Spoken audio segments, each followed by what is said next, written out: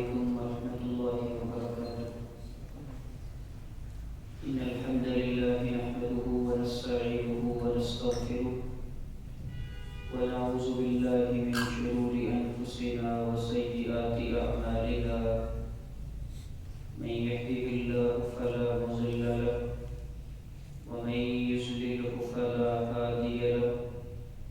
ونشهد أن لا إله إلا الله وحده لا شريك له ونشهد أن محمدا عبده ورسوله.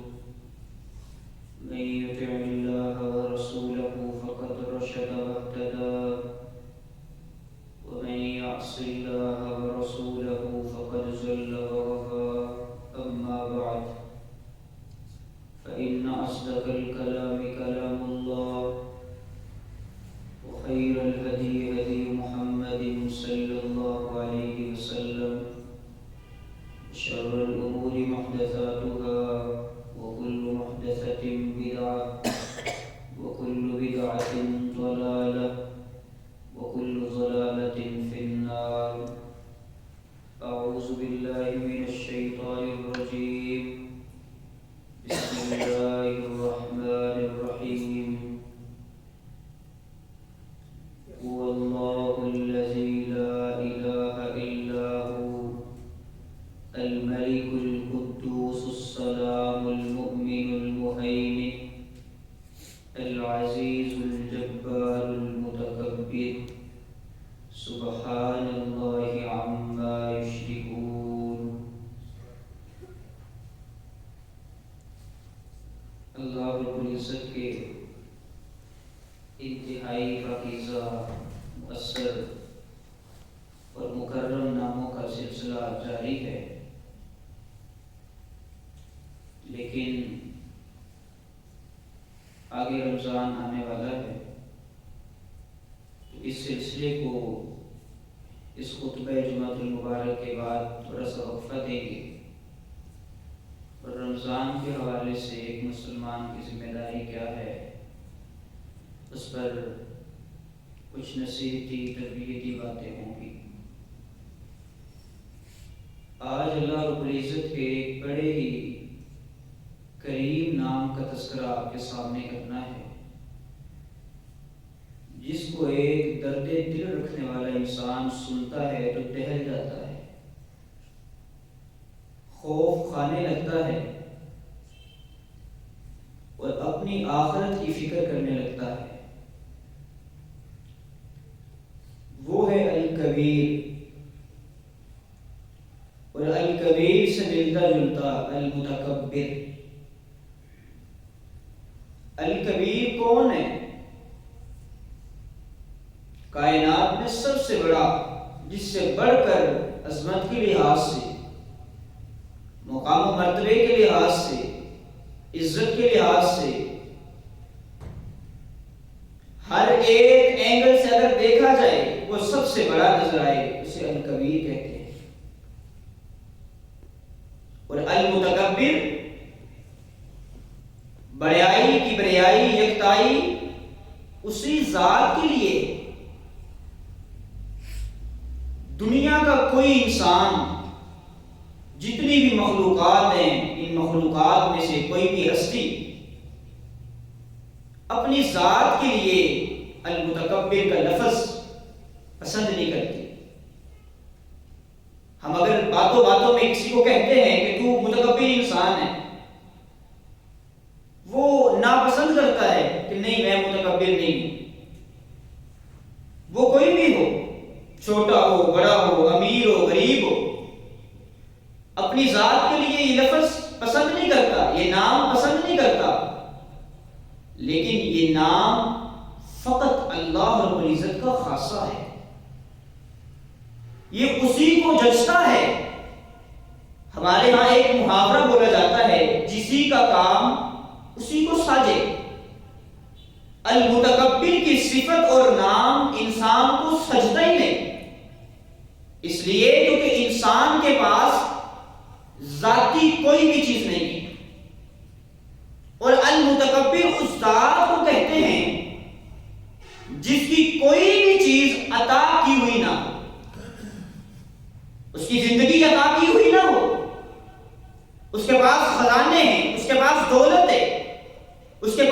قوت ہے، طاقت ہے، اختیار ہے، بادشاہت ہے، وہ کسی کی عطا کی ہوئی نہ ہو، اسے المتکبر کہتے ہیں۔ اور انسان تو قدم قدم پر محتاج ہے، زندگی اس کی اپنی نہیں ہے، طاقت اس کی اپنی نہیں ہے، شباب اس کا اپنا نہیں ہے، عقل اس کی اپنی نہیں ہے، مال اس کا اپنا نہیں ہے، انسان کے سانس اپنے نہیں ہیں۔ جن ہاتھوں پہ، اس جسامت پہ یہ غرور کرتا ہے، گمنڈ کرتا ہے، فخر کرتا ہے، کوئی چیز اس کی اپنی ہے ہی نہیں، تو انسان المتکبر کیسے ہو سکتا ہے؟ المتکبر اس ذات کو کہتے ہیں جس کی ہر چیز اپنی ذاتی ہو۔ اور المتکبر نے انسانوں کو مخاطب کر کے ایک بات سمجھا دی ہے، الکبریاء ردائی والعظمت ازاری۔ لوگوں، یہ تکبر، یہ بڑیائی، یہ کبریائی، یہ بڑا پن، یہ میری چادر ہے، اور عظمت میرا ازار ہے۔ دنیا کا جو شخص مجھ سے ان دونوں میں سے کسی چیز کو چھیننے کی کوشش کرے گا، قذفتہ فی النار، میں اس کو جہنم کا ایندھن بنا دوں گا۔ کسی شخص کے لیے جائز نہیں، لائق نہیں کہ ایک ذرے کے برابر بھی، ایک لمحے کے لیے، اپنے دل کے لیے اپنے آپ کو بڑا سمجھے۔ اور دنیا کا جو شخص بھلے وہ زاہد ہے، متقی ہے، پرہیزگار ہے، اللہ کا پسندیدہ ہے، اللہ کا قرب اس کو حاصل ہے، اس نے اگر اپنے دل کے اندر ایک لمحے کے لیے بھی یہ خیال کیا کہ شاید میں ہی بڑا ہوں، میں ہی بہت بڑی چیز ہوں، اللہ نے اسی کو دنیا کے سامنے اس کو عبرت بنا دیا۔ قرآن مجید کا مطالعہ کرے، عقل دنگ رہ جاتی ہے۔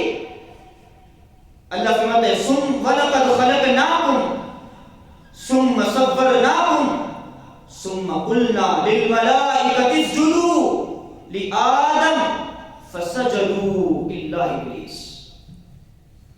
جب ہم نے آدم کو پیدا کیا، ہم نے تمام کے تمام فرشتوں سے مخاطب ہو کر کے کہا، اے فرشتوں، آدم کو سجدہ کرو۔ سارے کے سارے فرشتوں نے سجدہ کر دیا، مگر ابلیس نے سجدہ نہ کیا۔ لم نکن من الساجدین، لم یکن من الساجدین، ابلیس نے سجدہ نہیں کیا۔ حالانکہ ابلیس کون تھا؟ اس نے اللہ کی اتنی عبادت کی تھی، اتنی عبادت کی تھی کہ اللہ نے اس کو فرشتوں کا سردار بنایا تھا۔ عبادت بھی ہے، ریاضت بھی ہے، بڑا پن بھی ہے، فرشتوں کا سردار بھی ہے، گناہ بھی نہیں ہے، سب کچھ ہے، مگر ایک لمحے کے لیے اس کے دل کے اندر تکبر آ چکا ہے، بڑا پن آ چکا ہے۔ اللہ فرماتا ہے ما منعک الا تسجد اذ امرتک، اے ابلیس، تو نے سجدہ کیوں نہیں کیا جبکہ سجدہ کرنے کا حکم تو میں نے دیا تھا۔ یہ کہتے ہیں کہ میں انا خیر منہ خلقتنی من نار، میں اس کو سجدہ کیسے کروں، میں تو اس سے بہتر ہوں۔ بہتر کیسے؟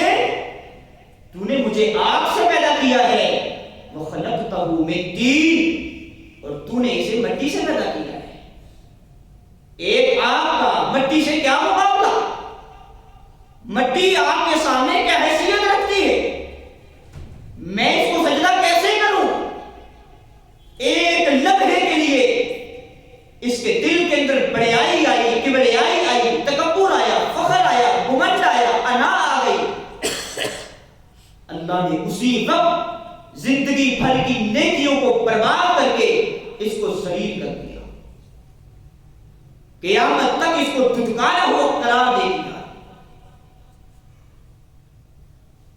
زندگی بھر کی عبادتیں ایک لمحے میں یوں برباد ہو جاتی ہیں۔ انسان کا سارا علم، سارا تقویٰ ایک لمحے یہ بات آ جاتی ہے ٹھیک ہے لوگ ہے انسان ہے لیکن انسانوں میں کچھ نہ کچھ بہتر ہوں.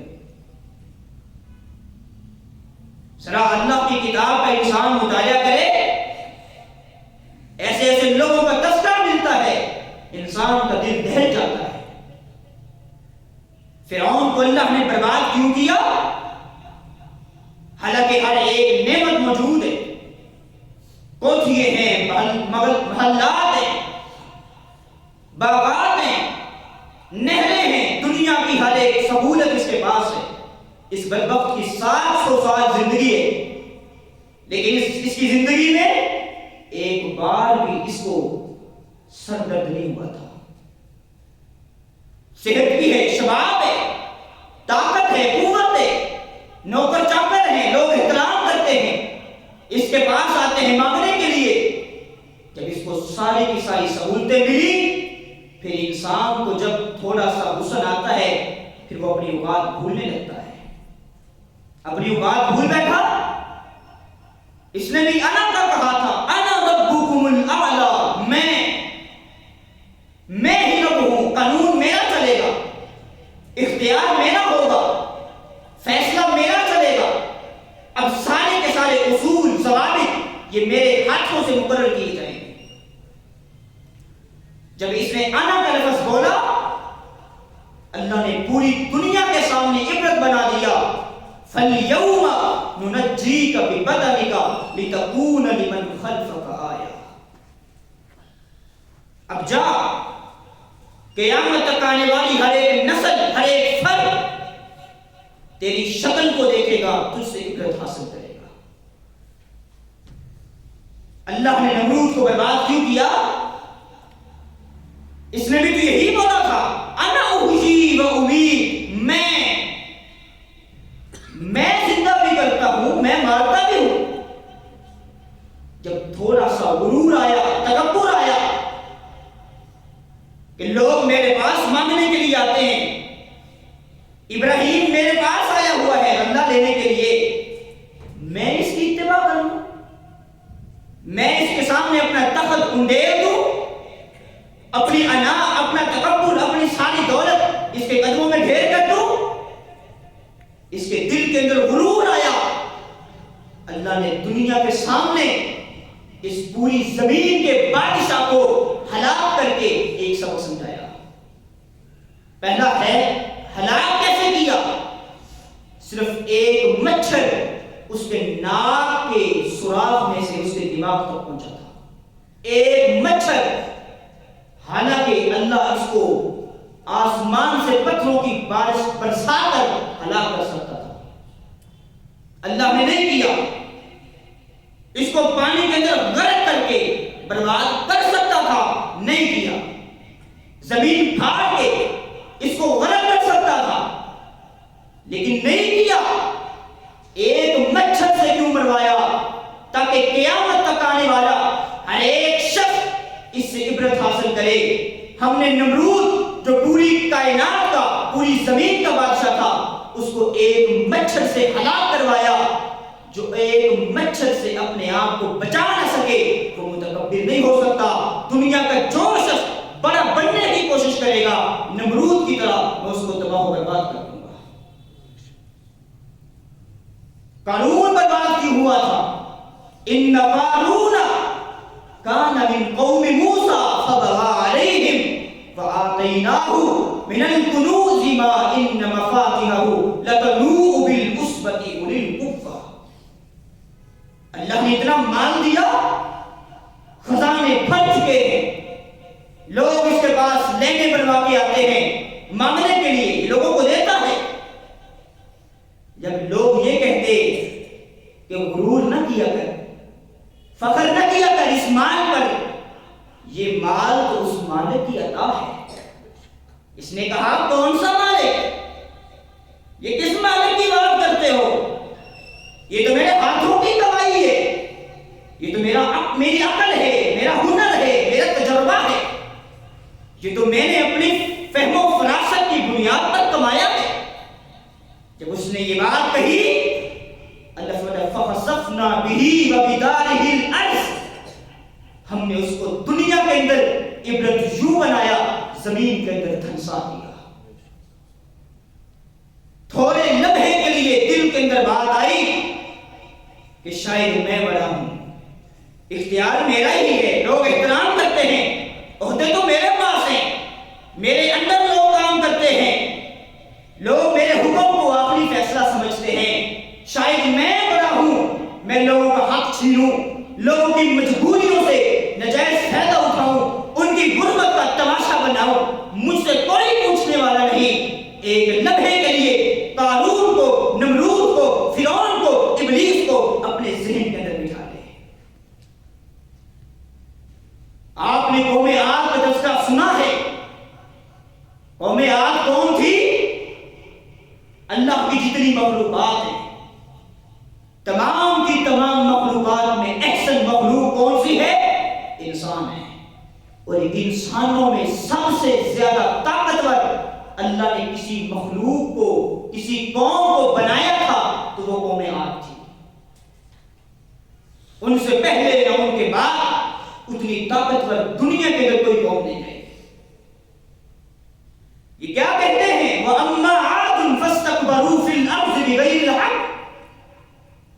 اللہ نے ان کو طاقت دی، قوت دی، شباب دیا۔ جب اللہ نے ان کو قوت دی، یہ کہنے لگے من اشد منا قوة، دنیا کے اندر کوئی ہے طاقت کے لحاظ سے، قوت کے لحاظ سے، جسامت کے لحاظ سے ہمارا مقابلہ کرنے والا؟ وہ ایک مثال ہے، ایک مورتی بنانے والا ایک دن بازار جاتا ہے، اس کا گزر ایک مندر کے پاس سے ہوتا ہے، وہ مندر کے اندر چلا جاتا ہے، دیکھتا ہے اس کے ہاتھوں کی تراشی ہوئی مورتی سامنے پڑی ہوئی ہے، لوگ اس کے سجدے کر رہے ہیں، اس کے سامنے عبادت کر رہے ہیں۔ اس نے ایک جملہ کہا تھا، اس نے کہا اپنے ہی ہاتھوں کے تراشے ہوئے پتھر کے صنم بت خانے میں آ کر کے بھگوان بنے بیٹھے ہیں۔ یہی قوم عاد کا حال تھا۔ اللہ نے پیدا کیا، اللہ نے قوت دی، اللہ نے شباب دیا، ہر ایک نعمت سے اللہ نے آشنا کیا۔ یہ دنیا کے اندر آ کے کہنے لگے من اشد منا قوة، دنیا کے اندر کون ہے طاقت کے لحاظ سے، منصب کے لحاظ سے، جسامت کے لحاظ سے ہمارا مقابلہ کرنے والا؟ اللہ فرماتا ہے اولم یروا ان اللہ الذی خلقهم واشد منهم قوة، ان کو پتہ ہی نہیں وہ کتنا طاقت والا ہے جس مالک نے ان کو پیدا کیا ہے۔ یہ اس کی طاقت کو بھول گئے، گمنڈ میں آ گئے، تکبر میں آ گئے کہ شاید ہم سے بڑھ کر کوئی نہیں ہے۔ پھر اللہ نے سورہ حاقہ میں ان کا حشر بیان کیا ہے، وَأَمَّا عَادٌ فَأُهْلِكُوا بِرِيحٍ صَرْصَرٍ عَاتِيَةٍ سَخَّرَهَا عَلَيْهِمْ 7 لَيَالٍ وَثَمَانِيَةَ أَيَّامٍ حُسُومًا فَتَرَى الْقَوْمَ فِيهَا صَرْعَىٰ كَأَنَّهُمْ أَعْجَازُ نَخْلٍ خَاوِيَةٍ فَهَلْ تَرَىٰ لَهُم مِّن بَاقِيَةٍ۔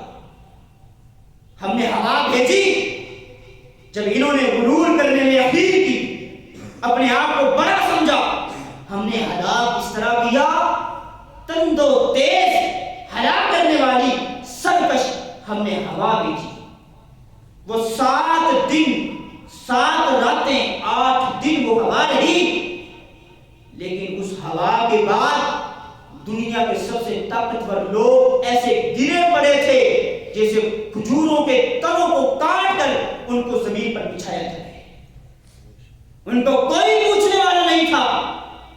اللہ فرماتا ہے فَهَلْ تَرَىٰ لَهُم مِّن بَاقِيَةٍ، جاؤ آسمانوں کو دیکھو، زمینوں کو دیکھو، دنیا کے کونے کونے کو، چپے چپے کو دیکھو، قوم عاد میں سے کوئی ایک شخص ہمارے سامنے لا کے کھڑا کرو، ہمیں بتاؤ یہ قوم عاد میں سے تھا، اس ہلاک کرنے والی ہوا سے بچ کے آج اس مقام تک پہنچا ہے۔ اس ہلاک کرنے والی ہوا سے کوئی بھی نہیں بچ سکا تھا، سارے برباد ہو گئے۔ دل کے اندر اللہ نے مال دیا، شباب دیا، قوت دی، تھوڑا سا گمنڈ آ گیا کہ شاید میں ہوں، کبریائی بڑیائی میرے اختیار میں ہے، میری ذات کے لیے لائق ہے، اللہ نے اسی وقت برباد کر دیا۔ متکبر کون ہے؟ الکبیر کون ہے؟ وہ میری رب کی ذات ہے، جس کو نہ زوال تھا نہ زوال ہے، دنیا کی ہر طاقت کو زوال ہے، دنیا کی ہر عزت کو ذلت ہے، مگر میرے رب کی عزت کو ذلت نہیں ہے۔ هو الاول والآخر والظاہر والباطن، وہ جس شان کے ساتھ، جس قوت کے ساتھ، جس طاقت کے ساتھ روز اول کو تھا، آج بھی اسی طاقت کے ساتھ ہے۔ کل جب دنیا نہیں ہوگی، یہ دنیا کائنات ختم ہو جائے گی، وہ تب بھی اسی قوت اور طاقت کے ساتھ ہوگا۔ یہ ہے المتکبر، الکبریاء ردائی والعظمت ازاری، یہ تکبر میری چادر ہے۔ دنیا کا جو شخص اپنے آپ کو بڑا سمجھتے ہوئے میری چادر کو کھینچنے کی کوشش کرے گا، میں تباہ و برباد کر دوں گا۔ آپ دیکھیں اس دنیا کائنات میں سب سے عظیم دو منصب ہیں، جہاں تک میں پہنچا ہوں، ناقص علم بھی ہو سکتا ہے، سب سے عظیم منصب دو ہیں جو کسی کو محنت کی بنیاد پر نہیں ملتے۔ انسان لاکھ محنت کر لے، لاکھ کوشش کر لے، لاکھ مشقت اٹھا لے، اپنی زندگی کھپا دے، صعوبتیں، پریشانیاں، تکالیف جھیل کر بھی ان دو منصبوں میں سے کوئی ایک عہدہ، کوئی ایک منصب چھین نہیں سکتا۔ ایک نبوت کا منصب ہے اور ایک صحابیت کا منصب ہے۔ یہ دونوں ایسے منصب ہیں، دونوں ایسے اعزاز ہیں، دنیا کے اندر ان کی فضیلت کا حق ادا نہیں کیا جا سکتا۔ کسی شخص کی عظمت کے لیے اتنی بات کافی ہے کہ وہ اللہ کا نبی ہے، اس سے بڑھ کر کائنات میں اس کی عظمت نہیں ہو سکتی۔ اور کسی شخص کی عظمت کے لیے فقط ایک بات ہی کافی ہے کہ وہ صحابی رسول ہے، بس۔ دنیا کے اندر اگر کسی شخص کو، کسی شخص کے بارے، کسی صحابی رسول کے بارے کوئی فضیلت نہیں ملتی، تعصب کی اینک اس نے چڑھائی ہوئی ہے، وہ تعصب کے اندر انڈا ہو چکا ہے، کسی صحابی رسول کے بارے اس کو کوئی اور فضیلت نہیں ملتی، اس کو یاد ہونا چاہیے کہ اس کے لیے اتنی فضیلت ہی کافی ہے، یہ صحابی رسول ہے۔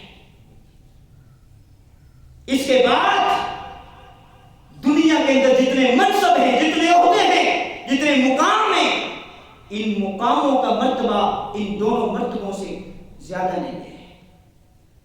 آپ اندازہ لگائیں، نبی علیہ السلام کے ساتھی کتنے عظیم لوگ ہیں جو نبی علیہ السلام کے ساتھ بدر میں تھے۔ تعداد کتنی ہے؟ 313۔ سامنے والوں کی تعداد کتنی ہے؟ 1000۔ مقابلے میں بھی نہیں ہے، آدھا بھی نہیں ہے۔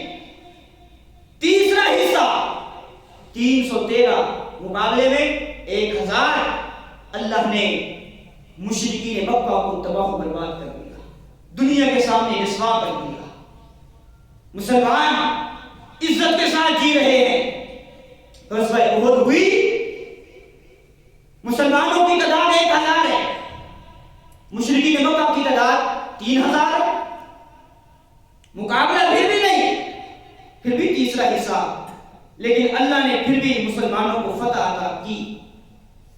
غزوہ خندق ہوئی، مسلمانوں کی تعداد 3000، مشرکین مکہ کی تعداد 10,000، پھر بھی تیسرا حصہ، اللہ نے فتح عطا کی۔ جہاں مسلمان قدم رکھتے گئے اللہ فتح عطا کرتا رہا، کامیابی ان کے مقدر میں آتی رہی۔ اللہ نے مکہ کو فتح کر دیا، پوری دنیا کی مرکزی جگہ بیت اللہ تھی، نبی علیہ السلام نے بیت اللہ کو فتح کر دیا۔ آج مسلمان بنو حوازن کے قبیلے کے ساتھ لڑائی کرنے کے لیے جا رہے ہیں، غزوہ حنین ہونے لگا ہے، مسلمانوں کی تعداد کتنی ہے؟ 12,000، سامنے والوں کی تعداد کتنی ہے؟ 4,000۔ اب معاملہ زیادہ تھے، لیکن اب مسلمانوں کی تعداد زیادہ ہے، کفار کی تعداد کم ہے۔ کچھ لوگوں نے کہا جب ہم 313 تھے 1000 کو ہم نے شکست دی، جب ہم 3000 تھے 1000 تھے 3000 کو شکست دی، جب ہم 3000 تھے 10000 کو شکست دی، آج ہم 12000 ہیں، ہم 4000 سے کیسے ہار سکتے ہیں؟ بس یہ جملے بولے ہیں کون؟ کائنات کے عظیم لوگ، جن کے منصب کو، جن کے مقام کو یہ زبان بیان نہیں کر سکتی، عظیم لوگ ہیں۔ بس یہ جملہ کہا کہ آج ہم کیسے ہار سکتے ہیں؟ پہلے کم ہوتے تھے جیت جاتے تھے، آج ہم زیادہ ہیں، آج تو سوال ہی پیدا نہیں ہوتا۔ بس پھر کیا تھا؟ اللہ کو صحابہ کرام کا یہ جملہ پسند نہ آیا، اسی وقت اللہ نے حالات کو تبدیل کر دیا۔ 12000 کا لشکر ایسے بھاگا کہ کسی کو کسی کی پرواہ ہی نہیں تھی، سب اپنی ذات کے لیے بھاگے۔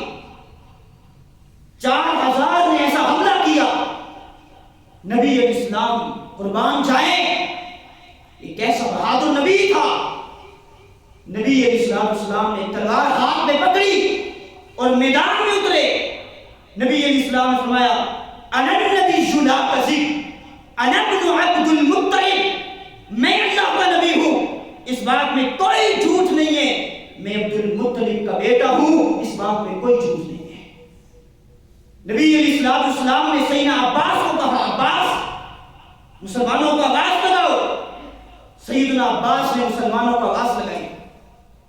بیت رضوان والے کہاں ہیں؟ سب کہنے لگے لبیک لبیک، ہم حاضر ہیں، ہم حاضر ہیں۔ وَأَنزَلَهُمْ جُنُودًا لَمْ تَرَوْهَا، اللہ نے فرشتوں کی جماعت نازل کی جو مسلمانوں کو نظر نہیں آتی تھی۔ قربان جائے، فرشتوں کی ایسی جماعت۔ بعض صحابہ کرام بیان کرتے ہیں ہم نے کئی مشرکین مکہ کا، کئی کافروں کا ہدف رکھا ہوا تھا کہ ہم نے ان کو قتل کرنا ہے، ہم ان کے پیچھے بھاگتے، ہم یہ دیکھ رہے تھے کہ ان کو کسی نے قتل ہی نہیں کیا تھا، ان کی گردن ان کے تن سے جدا ہو جاتی تھی۔ اللہ نے مدد کی۔ لقد نصركم الله في مواطن كثيرة ويوم حنين إذ أعجبتكم كثرتكم فلم تغن عنكم شيئا۔ صحابہ کرام کی زبان سے یہ جملے نکلے، اللہ کو یہ جملے پسند نہ آئے، پوری کائنات کو اللہ نے سبق دیا، کائنات کے لوگوں صحابہ سے بڑھ کر تم کبھی بھی مقام حاصل نہیں کر سکتے۔ سن لو، اگر میرے پیغمبر کے صحابہ بھی یہ جملے بولے، میں رب ان جملوں کو برداشت نہیں کروں گا۔ تکبر، فخر، گمنڈ اللہ کو کسی صورت پسند نہیں ہے۔ دنیا کا جو شخص اپنے آپ کو بڑا سمجھتا ہے، اللہ دنیا کے سامنے اس کو عبرت بنا دیتا ہے۔ قربان جائیں، نبی علیہ السلام نے کیا فرمایا ہے؟ جب انسان تکبر کرتے ہیں، اپنے آپ کو بڑا سمجھتا ہے، سب سے پہلے اس کے دل کے اندر ایک بات آتی ہے کہ میں اچھا ہوں، میں بڑا ہوں۔ یہ اس کے اندر یہ خوبی نہیں ہے کہ مجھ سے کم تر ہے۔ سب سے پہلے انسان کے ذہن کے اندر یہ بات آتی ہے کہ اس سے میں اچھا ہوں۔ یہ اتنا خطرناک خیال ہے، انسان کو برباد کرنے کے لیے یہ ایک خیال ہی کافی ہے۔ نبی علیہ السلام فرماتے ہیں بِحَسْبِ امْرِئٍ مِّنَ الشَّرِّ أَن يَحْقِرَ أَخَاهُ الْمُسْلِمَ۔ یہ میرا قول نہیں ہے، کسی امام، کسی مفتی، کسی محقق، کسی محدث کا قول نہیں ہے، یہ کائنات کے امام کی بات ہے۔ نبی علیہ السلام فرماتے ہیں دنیا کائنات کے کسی شخص کے برا ہونے کے لیے اتنی بات کافی ہے کہ وہ اپنے کسی مسلمان بھائی کو اپنے سے حقیر سمجھنا شروع کر دے۔ اس کا معنی یہ ہے اگر میں کسی کو برا کہوں، اس کا معنی یہ ہے اس کے اندر تھوڑی بہت خیر ہوگی۔ میں نے برا کہا ہے اپنے مزاج کے مطابق۔ کوئی مفتی کسی کو برا کہتا ہے، کوئی حاکم وقت کسی کو برا کہتا ہے، تھوڑی بہت خیر اس کے اندر پائی جاتی ہے۔ مجھے بتا بتائیے اس شخص کے اندر خیر کی امید کی جا سکتی ہے جس شخص کے بارے نبی علیہ السلام کہیں کہ کائنات کا سب سے غلیظ سب سے برا انسان ہے، اسے کوئی خیر کی امید نہیں ہے جو اپنے آپ کو لوگوں سے اچھا سمجھتا ہے۔ ہمیشہ اپنے آپ کو لوگوں سے کم تر سمجھا کریں، کبھی بھی انسان کے ذہن کے لیے خیال نہیں آئے گا۔ نبی علیہ السلام کا فرمان ہے کہ 3 قسم کے لوگ اس طرح کے ہیں، 3 قسم کے لوگ، ثلاثۃ لا یکلمہم اللہ یوم القیامہ ولا یزکیہم ولہم عذاب علیم۔ 3 قسم کے لوگ اس طرح کے ہیں کہ قیامت کے دن اللہ رب العزت ان کی طرف نظر رحمت سے دیکھے گے، دیکھنا تو دور کی بات ہے، اللہ ان سے کلام کرنا بھی گوارا نہیں کرے گا۔ ولا یزکیہم، ان کو گناہوں سے پاک بھی نہیں کرے گا۔ وَلَهُمْ عَذَابٌ عَلِيمٌ، ان کے لیے دردناک عذاب ہے، دردناک عذاب، عام بھی عذاب نہیں ہے، دردناک عذاب ہے۔ آج ہم سے ہمارا کوئی پیارا ناراض ہو جائے، ہم اس کے پاس اس کو منانے کے لیے جاتے ہیں تو ہم دیکھتے ہیں کہ ناراض تو ہے، لیکن اگر وہ ہماری بات سن رہا ہے، ہماری طرف دیکھ رہا ہے، ہمیں توجہ دے رہا ہے، ہم سمجھتے ہیں کہ ابھی کوئی امید ہے۔ لیکن ہم اگر کسی کو منانے جائیں، جرم بھی بڑا ہو، لیکن وہ ہماری طرف کلام کرنا تو دور کی بات ہے، دیکھنا بھی گوارا نہ کرے، ہم کہتے ہیں نہیں آج امید نہیں ہے۔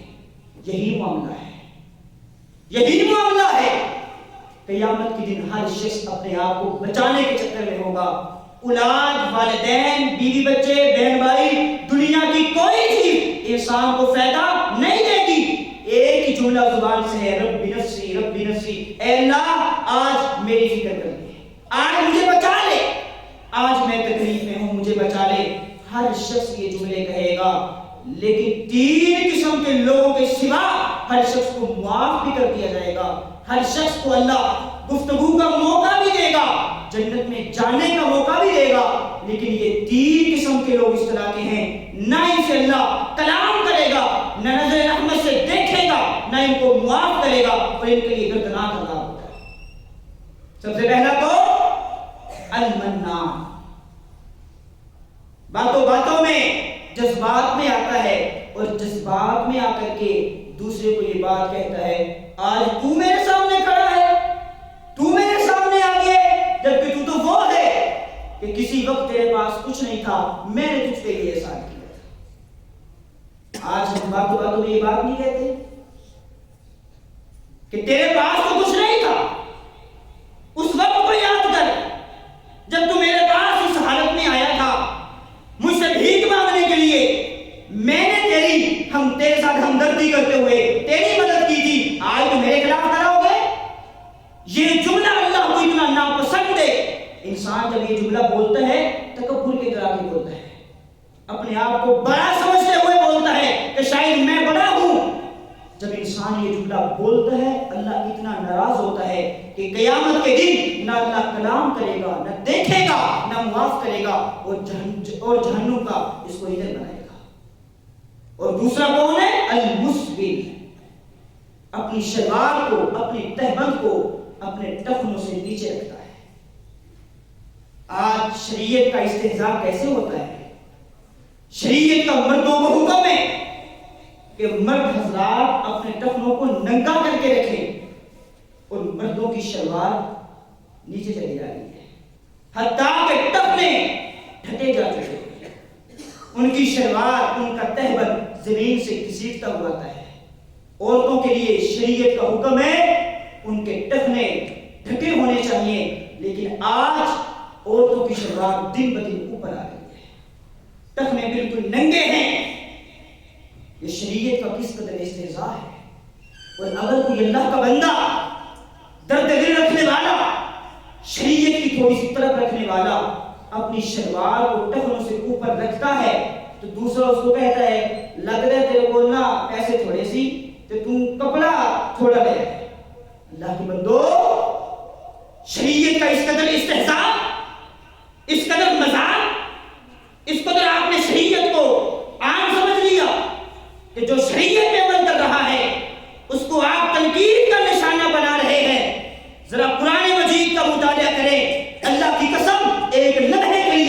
انسان تڑپ جاتا ہے. جب جنتی جنت میں جائیں گے، جہنمی جہنم میں جائیں گے، جنتی دیکھیں گے اللہ دنیا کے اندر میرا دوست تھا، میرا رشتہ دار تھا، میرے ساتھ ہوتا تھا، آج نظر نہیں آ رہا. اللہ رب العزت ڈائریکٹ ان کی جنت والوں کی جہنمیوں سے بات کر رہے ہیں. جنتی پوچھیں گے ہاں بھی بتاؤ، ہم جنت میں تم جہنم میں، کیا بات ہے؟ وہ یہی بات کہیں گے، لم نک من المصلین ولم نک نطعم المسکین. ہم نماز نہیں پڑھتے تھے، لوگوں کو کھانا نہیں کھلاتے تھے، قیامت کو جھٹلاتے تھے، اور جو شریعت پہ عمل کرتے تھے ہم اس کا برا کرتے تھے. یہ بات کتنی خطرناک ہے، اور ہمارے ہاں اس کو اہمیت ہی نہیں ہے. مذاق مذاق میں ایسی بات کر دیتے ہیں کہ انسان جنت کے دروازے سے اٹھا کر کے جہنم میں پھینک دیا جاتا ہے. حدیث میں آتا ہے نا کہ انسان عبادت کر کر کے، نیکی کر کر کے جنت کے دروازے پہ ہوتا ہے، لیکن ایک جملہ ایسا بولتا ہے اللہ رب العزت جنت سے اٹھا کر کے جہنم کے گہرائی میں اس کو پھینک دیتا ہے. ایک جملے کی وجہ سے، ایک بول کی وجہ سے اللہ کے لیے اپنی زبانوں کی حفاظت کرے، شریعت کے بارے میں اپنی زبانوں کو لگام دے. خود شریعت پہ عمل نہیں کرتے، تمہارا اپنا مسئلہ ہے، لوگوں کی عقل برباد نہ کرے. وَكُنَّا نَخُوضُ مَعَ الْخَائِضِينَ، اس کے مصداق کبھی نہ بنیے، اللہ سے پناہ مانگا کرے. دوسرا شخص کون ہے؟ اپنی شلوار کو، اپنے تہبند کو اپنے ٹخنوں سے نیچے رکھتا ہے. یہ ایسا بدبخت انسان ہے. نبی اسلام فرماتے ہیں قیامت کے دن اس کے بچنے کی کوئی امید نہیں ہے. امید کیسے ہوگی؟ اللہ ان کی طرف دیکھنا پسند نہیں کر رہا، اس کے ساتھ کلام کرنا پسند نہیں کر رہا، اس کو معاف کرنا پسند نہیں کر رہا، اس کو جنت میں بھیجنا پسند نہیں کر رہا. اس کی کامیابی کی امید ہم کیسے لگائیں؟ اگر آپ اس جرم کے اندر ملوث ہیں، اللہ کے لیے اس جرم سے باز آ جائیں. حالانکہ ہمارے ہاں اس کو ویلیو نہیں دی جاتی، اس کی کوئی حکمت نہیں ہے. جبکہ صحیح بخاری کے اندر آتا ہے نبی علیہ السلام نے فرمایا، بنی اسرائیل کے ایک شخص کا صحابہ کرام کو تذکرہ کیا تھا.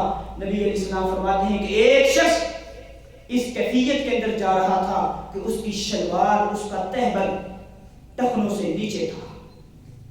اللہ نے کیا کیا؟ اللہ نے اسی وقت زمین کو حکم دیا، زمین پھٹی، زمین کے اندر دھنسا. نبی علیہ السلام فرماتے ہیں اللہ نے زمین کے اندر دھنسایا اور قیامت تک اس کو زمین کے اندر دھنساتا چلا جائے گا. جرم کیا ہے؟ جرم ایک ہے، اس کی شلوار ٹخنوں سے نیچے کی. آج لوگ کہتے ہیں، ہم جب بیان کرتے ہیں نا جی کہ یہ شلوار ٹخنوں سے نیچے رکھنا تکبر ہے، وہ کہتے ہیں جی ہم تو تکبر نہیں کرتے. ارے اللہ کے بندے، تیری عقل میں پڑتا ہے؟ یہ تو تکبر کے اندر ہی آ کے بات کر رہے ہیں کہ ہم تو تکبر نہیں کرتے. اس کا معنی یہ ہے تو نے اپنی انا نہیں چھوڑنی، نبی علیہ السلام کی سنت چھوڑ دیں گے. اس سے بڑا تکبر کیا ہو سکتا ہے؟ تیرے سامنے نبی علیہ السلام کا فرمان ہے، تیرے سامنے شریعت کا فیصلہ ہے، تو شریعت کے فیصلے کو چھوڑ کر اپنے جذبات ہمارے سامنے رکھتا ہے. اس سے بڑھ کر تکبر کیا ہو سکتا ہے؟ اس معاملے کے اندر کوئی کمپرومائز نہیں ہے. سنن ابی داؤد کی روایت ہے، نبی علیہ السلام فرماتے ہیں جس کی شلوار ٹخنوں سے نیچے ہے کوئی عذر نہیں ہے، وہ متکبر انسان ہے. یہ صحیح، یہ سنن ابی داؤد کی روایت ہے. یہاں کوئی عذر نہیں چلتا، بہانے نہ بناؤ، شریعت کے مطابق چلو. المتکبر الکبیر ایک ذات ہے، وہ میرے رب کی ذات ہے، جس کے پاس ہر ایک چیز اختیار اس کا ذاتی ہے، اس کو کسی نے عطا کی نہیں ہے. جس کے پاس ہر اختیار ذاتی ہو وہ المتکبر ہے، اور جس کے پاس اختیار ذاتی نہ ہو الکبیر المتکبر نہیں ہو سکتا. میرا ایمان ہے، میرا عقیدہ ہے، اگر دنیا کے اندر کوئی شخص المتکبر ہوتا تو یہ صفت نبی علیہ السلام کی تھی. لیکن نبی علیہ السلام کی عاجزی کا عالم کیا ہے؟ نبی علیہ السلام فرماتے ہیں لوگو انا سید ولد آدم ولا فخر. اللہ رب العزت نے مجھے ساری کی ساری آدم کی اولاد کا سردار بنایا ہے، سید بنایا ہے، بادشاہ بنایا ہے. لیکن سن لو ولا فخر، اس اس بات پہ مجھے کوئی فخر نہیں ہے۔ حالانکہ پوری کائنات کا سردار انا سید ولد آدم ولا فخر، آج دنیا میں کسی کو کسی شہر کا گورنر بنا دیا جائے، کسی ملک کا وزیر اعظم بنا دیا جائے، اس کی چال چلن ہی مختلف ہو جاتی ہے، اس کے زندگی کے انداز ہی بڑے مختلف ہو جاتے ہیں۔ کیوں؟ اس کے پاس بادشاہت آ گئی ہے۔ لیکن نبی علیہ السلام فرماتے ہیں پوری کائنات کا سردار ہوں ولا فخر، اس بات پر کوئی گھمنڈ نہیں ہے، اس بات پر کوئی تکبر و فخر نہیں ہے۔ قیامت کے دن جھنڈا لواء الحمد میرے ہاتھ میں ہوگا ولا فخر، اس بات پر مجھے کوئی فخر نہیں ہے۔ قیامت کے دن ہر نبی کی امت میرے جھنڈے کے نیچے آئے گی تو جنت میں جائے گی، لیکن سن لو ولا فخر، اس بات پر مجھے کوئی فخر نہیں ہے۔ میرا ایمان ہے اگر دنیا کے اندر رب کے بعد مخلوق میں کسی ہستی کو اللہ المتکبر کی صفت دیتا، یہ حق میرے نبی علیہ السلام کا تھا۔ لیکن نبی علیہ السلام کی عاجزی کا عالم کیا ہے؟ مکے والوں نے نبی علیہ السلام کو تکلیفیں دینے میں اخیر کر دی ہے۔ آج نبی علیہ السلام بیت اللہ کو فتح کر کے بیت اللہ کے اندر داخل ہو رہے ہیں، کیفیت کیا ہے؟ نبی علیہ السلام کا سر جھکا ہوا ہے، اور آپ کا سر اتنا جھکا ہوا ہے کہ آپ کا سر اونٹنی کی گردن کو لگ رہا تھا۔ آج سر کو نہیں اٹھا رہے، کیوں؟ بعد والے یہ نہ سمجھ لے کہ شاید محمد کے اندر تکبر آ چکا تھا۔ صلی اللہ علیہ وسلم، نبی علیہ السلام کی عاجزی کا عالم کیا ہے؟ نبی علیہ السلام کے پاس ایک شخص آتا ہے، نبی علیہ السلام کے گلے کے اندر پھندا ڈالتا ہے، کپڑا ڈال کے آپ کی گردن کو بڑا ہی دباتا ہے۔ نبی علیہ السلام کو تکلیف ہوتی ہے، آپ کی گردن پہ نشان آ جاتے ہیں۔ نبی علیہ السلام سے آ کے کہتا ہے اے محمد صلی اللہ علیہ وسلم، اللہ نے جو کچھ تجھے دیا ہے اس میں سے مجھے کچھ دے۔ اب ہماری زبان میں سے جگہ ٹیکس کہتے ہیں، اللہ نے جو تجھے دیا ہے وہ مجھے دے۔ نبی علیہ السلام نے صحابہ کرام کو حکم دیا کہ صحابہ اس کو ذرا کچھ دو۔ صحابہ کرام نے اونٹ ساز و سامان کے بھرے ہوئے اس کو دے دیے۔ جب وہ جانے لگا نبی علیہ السلام فرماتے ہیں ٹھیک ہے، جو تو نے مانگا تھا تجھے دے دیا گیا ہے، لیکن جو تو نے میری گردن پہ نشان ڈالے ہیں اس کا کیا ہے؟ بدلہ تو لوں گا۔ وہ کہتے ہیں نبی علیہ السلام سے کہتے ہیں اللہ کے نبی مجھے پتا ہے، مجھے یقین ہے کہ آپ مجھ سے بدلہ نہیں لیتے۔ نبی علیہ السلام نے اس کو معاف کر دیا۔ نبی علیہ السلام کی عاجزی کا عالم یہ تھا۔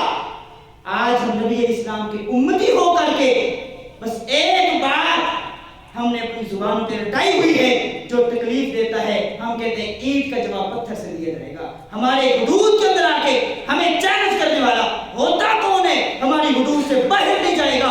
ہماری حکومتوں کو دیکھ لے کیسے الکبیر المتکبر کی صفت کو اپناتے ہوئے کیسے وہ خون چوستی ہیں، کیسے وہ ایک غریب کے ساتھ اور ایک مسکین کے ساتھ اس کی روزی روٹی کو بھی تنگ کرتی ہے، گھر مکان اور بے گھر کرتی ہے، المتکبر کی صفت کو اپناتی ہے۔ اللہ کی قسم ہم نبی علیہ السلام کے امتی ہیں، جس نبی کی یہ سیرت کا عالم ہے کہ وہ نبی علیہ السلام اس قدر عاجز تھے، اور ہم نبی علیہ السلام کے امتی ہو کر بات بات پر تکبر کو اپنا شیوا بنا لیتے ہیں۔ المتکبر الکبیر کی ذات صرف رب کی ہے۔ یہی آج کا سبق تھا۔ اللہ رب العزت سے دعا ہے اللہ رب العزت مجھے اور آپ کو صحیح معنوں میں اپنی معرفت عطا فرمائے۔ اقول قولی ھذا وآخر دعوانا الحمد للہ رب العالمین۔